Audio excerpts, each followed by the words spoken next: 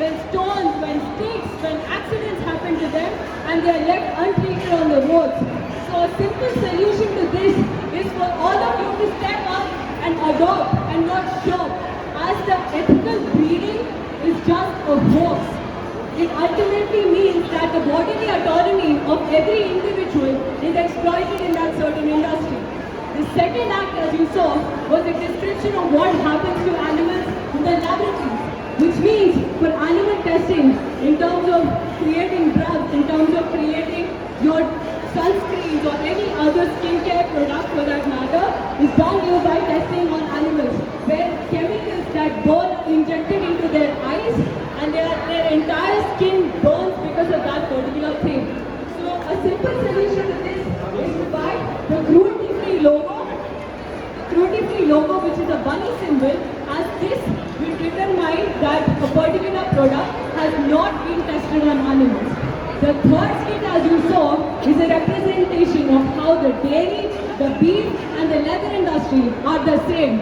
And for every glass or every dairy product like cheese or anything that you consume, a calf has been separated from their mother, i.e. the mother has to have her bodily rights given up or stolen away from them, and each time their child is stolen away from them. That is exactly why the dairy industry is exploitated.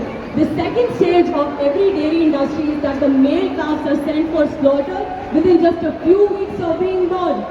And that is a description of how the leather and the dairy industry are connected. Ultimately, every cow, every buffalo that is part of the dairy industry is sent for slaughter, and that is how you get your beef. Which means the dairy is as staining the environment and staining the non-human animals' lives there as much as it is doing to all of us. We request you to please ditch dairy and choose other alternatives as are provided out here, such as soy milk, such as hemp milk, etc. Thank you so much for listening and acting with me. I now pass on the mic to Sanjeev.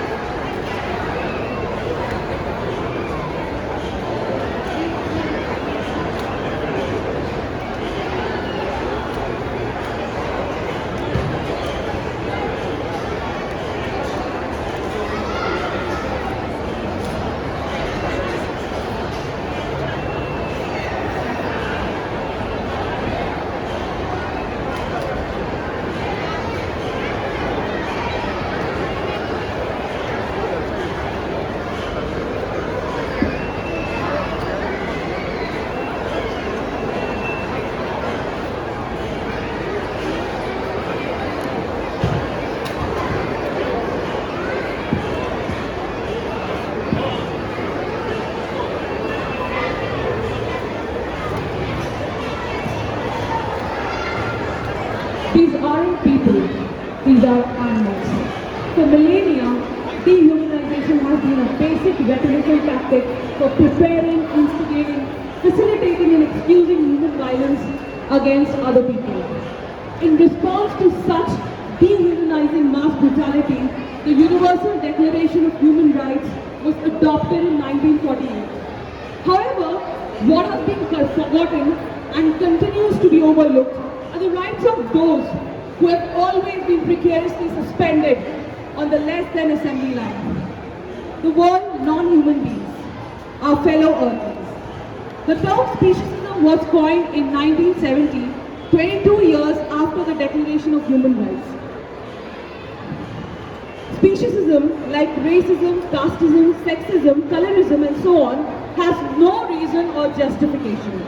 Nonetheless, we continue to knowingly live in a speciesist society in which non-human animals are essentially property with no worth. Their market price determines the worth of their entire existence.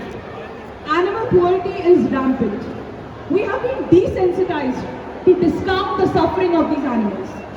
And much of what people do to non-human species, both legally and illegally, takes place behind closed doors, out of sight. This systemic torture and exploitation of non-human sentient beings are kept hidden from our views because it is in the best interest of those who profit from this industry. subtly and blatantly encourages speciesist attitudes, particularly by misrepresenting non-human animals and their lived experiences as if they were inanimate things, making us focus mostly on utilitarian purposes these beings serve.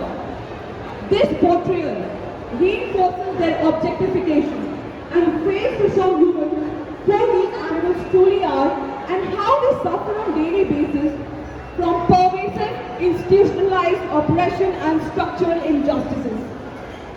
This needs to change to reflect their existence as sentient individuals. A non-human animal is a who, not a that, someone, not something.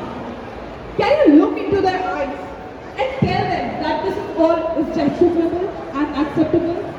Every year, billions of animals are bred into existence, tortured and killed for food, clothing and so on. They are bred only for a demand for milk, eggs, meat, honey, leather, wool, silk, etc. We have tormented them, killed them, beaten them, eaten them, all the non-humans we could domesticate. And those we couldn't domesticate, we have hunted them down. We captured them and kept them in cages.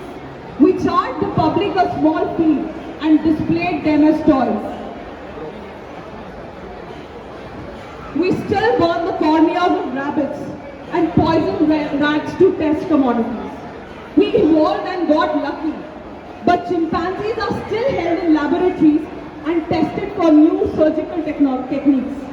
Sheep are still beaten and kicked for their wool, hence are stuffed into cramped spaces without any sunlight or freedom to move. Cows and buffaloes are forced into a constant body-breaking cycle of pregnancy, birthing and milking so that humans can consume the milk that rightfully belongs to the babies. Male cows are slaughtered every year because they can't produce milk and are not viable for the dairy industry. This list can keep on going because there is no limit to the cruelty and atrocities that occurs in this world to the animals on a daily basis. What do we ask when we ask rights for animals? To answer this basic question, let's go to the fundamental question that was asked centuries apart by Jeremy Bentham. The question is not, can they reason, nor can they talk, but can they suffer? You know the answer, don't you? And that is why we are here, to let the answer echo through the corridors of injustice. We demand acknowledgement of the right for non-human beings, a right to be free from torture and a right for physical liberty. We are here to demand the non-human animals to be regarded as having inherent and intrinsic values in their lives, to demonstrate that they feel emotions comparable to ours, ranging from joy, fear to pain, sadness, tension and grief. We are here to ask what is long due, justice for the non-human beings of this world. We urge you all to come up collectively to dismantle this speciesist hierarchy, because we believe that justice should not be so fragile a commodity that it cannot transcend the species barrier of Homo sapiens. The moment has arrived to acknowledge the right of all sentient beings. It's time to stop the machine. It's time to broaden a circle of compassion and liberate non-human animals from the margins of our moral conceptions. Until we don't break free from the speciesist hierarchy and stop placing non-human animals on the lowest rung, until we don't break free from the speciesist hierarchy, humanity will continue to oppress the marginalized across species. We, humans and non-humans alike, appearing as one, are here today on the 12th Annual National Animal Rights Day to remind you of the consequences of speciesism. We'll be here to remind you year after year, with or without them, until you open your eyes. We do this for all of them. We do this for humanity. We do this for the animals. We do this for the planet. For a better world towards animal liberation, veganism, and the end of speciesism. Thank you so much, Neha. That is what you heard from one of the activists about what we actually feel about the non-human people and the way they're exploited. I now invite Sri Nayani, who's going to sing you a beautiful animal rights song which talks about how they experience the world.